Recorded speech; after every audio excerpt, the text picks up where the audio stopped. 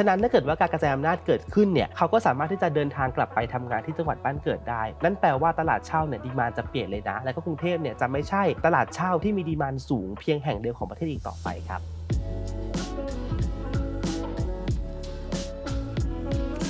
บจริงๆแล้วเนี่ยเรื่องของการกระจายอำนาจเนี่ยเป็นเชื่อว่าหลายคนได้ยินกันมานานมากๆแล้วแต่ว่าตอนนี้เนี่ยเหมือนคำนี้เนี่ยถูกนำกลับมาพูดถึงอีกครั้งหนึ่งนะครับในคลิปนี้เนี่ยเราเลยจะมาคุยกันว่าการกระจายอำนาจเนี่ยแท้จริงแล้วมีลักษณะเป็นอย่างไรนะครับแล้วก็ในภาคอสังหาหรือว่าประชาชนธรรมดาอย่างเราเนี่ยจะได้รับผลกระทบอะไรบ้างนะครับก็เดี๋ยวคุยกันในคลิปนี้ครับทุกคนแต่ว่าก่อนจะไปดูเป็นฝากกดไลค์กดแชร์กด Subscribe กดกระดิ่งให้กับคอนโดนิวของเราด้วยนะการกระจายอำนาจแท้จริงแล้วคืออะไรครับทุกคนอันดับแรกเป็นขออนุญาตพูดถึงความหมายของการกระจายอำนาจก่อนเลยนะครับจากข้อมูลที่หามาเขาบอกว่าการกระจายอำนาจนะครับคือการถ่ายโอนอำนาจการตัดสินใจนะครับทรัพยากรและก็ภารกิจจากภาครัฐส่วนกลางนะครับให้แก่องค์กรอื่นใดไม่ว่าจะเป็นองค์กรภาครัฐส่วนภูมิภาคนะครับองค์กรอิสระองค์กรท้องถิ่นนะครับองค์กรเอกชนโดยเฉพาะภาคประชาชนนะครับให้มีการดำเนินการแทนด้วยโดยจะมีทั้งหมด6รูปแบบด้วยกันครับทุกคนคือ1นะครับการกระจายอำนาจทางการเมืองครับ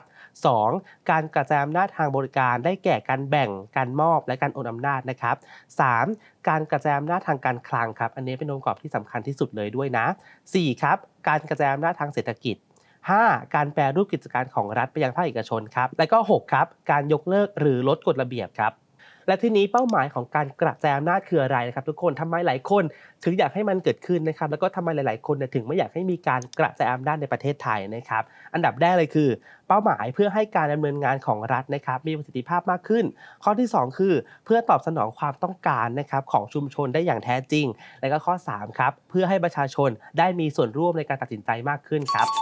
ในฐานะประชาชนธรรมดานะครับส่วนไหนของการกระจายอำนาจจะกระทบกับเราบ้างครับทุกคนก็อันเนี้ยเบนต้องอธิบายก่อนว่าการกระจายอำนาจเนี่ยก็มีทั้งข้อดีและข้อเสียเนอะเหมือนทั่วไปแหละโดยเฉพาะอย่างยิ่งนะครับการใช้แนวคิดนี้ในประเทศที่กำลังพัฒนาอย่างประเทศไทยเนี่ยก็ค่อนข้างที่จะมีเรื่องที่ต้องระวังค่อนข้างมากด้วยนะครับแล้วก็มีข้อดีอยู่มากเหมือนกันเดี๋ยวขออนุญาตเริ่มจากข้อดีก่อนเลยนะครับทุกคนข้อดีที่จะกระทบกับเราก็คืออันดับแรกครับทุกคนเราในฐานะประชาชนเนี่ยจะมีส่วนร่วมในการเมืองมากขึ้นนะครับเศรษฐกิจและกิจกรรมทางสังคมเนี่ยจะเกิดการขยายตัวออกไปนอกจากนี้ครับทุกคนยังสามารถลดขั้นตอนการบริการประชาชนและสามารถบริการให้ตรงตามความต้องการของแต่ละพื้นที่ได้โดยจะเกิดนวัตกรรมใหม่ๆในการบริการขึ้นด้วยนะส่วนสิ่งที่ต้องระวังครับทุกคนคือการบริการในแต่ละพื้นที่อาจไม่เหมือนกันครับและประชาชนอาจเกิดความขัดแย้งเพราะว่าได้รับการบริการที่ไม่เท่าเทียมกันได้ด้วยนะครับส่วนต่อไปครับทุกคนเดี๋ยวเรามาดูสิ่งที่น่าจับตามองในภาคอสังหากันบ้างนะครับคือเนื้อหาส่วนนี้เนี่ยจะเป็นเนื้อหาส่วนที่สำคัญที่สุดในคลิปนี้เลยนะครับทุกคนคือในการกระจายอำนาจเนี่ยมันจะมีประเด็นหนึ่งก็คือเรื่องของเศรษฐกิจที่ถูกกระจายตัวออกไปถูกไหมครั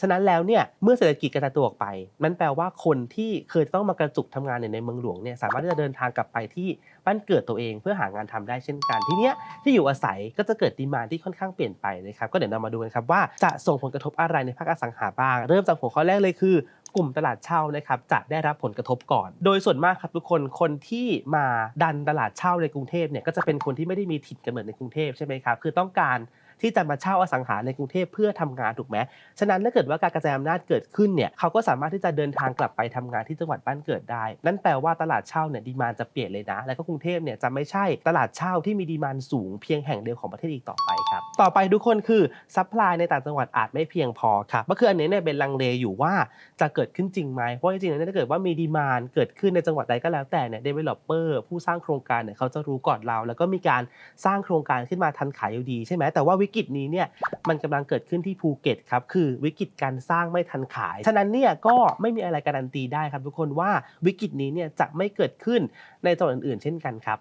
ส่วนต่อไปทุกคนซัพพลายในกทมอาจเหลือขายเยอะขึ้นคือไม่ใช่แค่ตลาดเช่าที่มีผลกระทบครับทุกคนเพราะว่าคนที่มาซื้อบ้านหรือว่าคอนโดในกรุงเทพเพื่อมาทำงานเนี่ยก็มีเยอะเหมือนกันฉะนั้นเนี่ยเมื่อพวกเขาสามารถที่จะย้ายกลับไปที่บ้านเกิดเพื่อหาการทำได้แล้วเนี่ยบางคนเนี่ยก็เลยจะไม่เห็นความจำเป็นที่จะต้องเก็บบ้านหรือว่าคอนโดที่กรุงเทพเอาไว้นะครับก็จะประกาศขายเป็นห้องมือสองกันนั่นแปลว่าห้องที่เป็นคอนโดมือสองหรือบ้านมือสองก็จะเข้าสู่ตลาดมือสองมากยิ่งขึ้นเกิดการแข่งขันที่สูงขึ้นตามไปด้วยครับสุดท้ายทุกคนอันนี้ขมวดให้ว่าจังหวัดไหนจะน่าจับตามองหากการกระจายอำนาจเกิดขึ้นแล้วนะครับก็ก่อนหน้านี้เนี่ยหลายคนน่าจะเคยได้ยินคำว่าจังหวัดที่เป็นสมาร์ทซิตี้เนาะ ก็ส่วนตัวเนี่ยเบนคิดว่าจังหวัดเหล่านี้เนี่ยหากเกิดการกระจายอำนาจจริงก็จะพุ่งทะยานไปก่อนเพื่อนเลยนะครับตอนนี้ก็มีอยู่ประมาณสัก 6-7 จังหวัดได้แก่เชียงใหม่นะครับขอนแก่นภูเก็ตชลบุรีระยองฉะเชิงเทรานะครับแล้วก็เป็นแถมตัวนครศรีธรรมราชนะครับแล้วก็โคราชอีก2จังหวัดไว้ให้ด้วยเลยก็แล้วกันซึ่งทุกจังหวัดที่กล่าวมานี้นะครับทุกคนมีทั้ง developer ท้องถิ่นนะครับแล้วก็ developer ที่เป็นเจ้าใหญ่ๆเนี่ยไปปักหมุดลงไว้นะครับทั้งแนวราบแล้วก็คอนโดเนี่ยมากอยู่แล้วด้วยนะฉะนั้นคิดว่าถ้าเกิดดีมานด์เริ่มเพิ่มสูงขึ้นเนี่ย developer เนี่ยสร้างบ้านสร้างคอนโดทันดีมานด์แน่นอนครับสรุปให้ทุกคนสิ่งนี้เนี่ยไม่ใช่สิ่งที่จะเกิดขึ้นภายใน 1-2 ปีหรอกแผนของการกระจายอำนาจเนี่ยเขาวางกันยาวนะครับทุกคนเป็น10ปี20ปีเลยก็เดี๋ยวมารอดูกันว่าจะเป็นอย่างไรส่วนดีมานด์ของอสังหาในกรุงเทพเนี่ยส่วนตัวเบนเชื่อว่าดีมานด์มันจะไม่ได้หายไปหรอกอสังหาเนี่ยเขาก็เปลี่ยนตามเทรนด์เหมือนกันฉะนั้นดีมานด์ก็จะเปลี่ยนไปตามเทรนด์ของอสังหาในแต่ละช่วงเวลาเช่นเดียวกันนะครับก็ส่วนนี้ก็ต้องมารอดูกันว่าจะเป็นอย่างไรส่วนเนื้อหาในคลิปนี้ก็จะประมาณนี้ครับทุกคนถ้าเกิดว่าใครชอบนะครับเป็นฝากกดไลค์กดแชร์กด Subscribe กดกระดิ่งให้กับคอนโดนิวของเราด้วยนะครับคลิปหน้าจะมาทอล์กกันเรื่องอะไรเป็นฝากติดตามด้วยวันนี้ไปก่อนสวัสดีครับ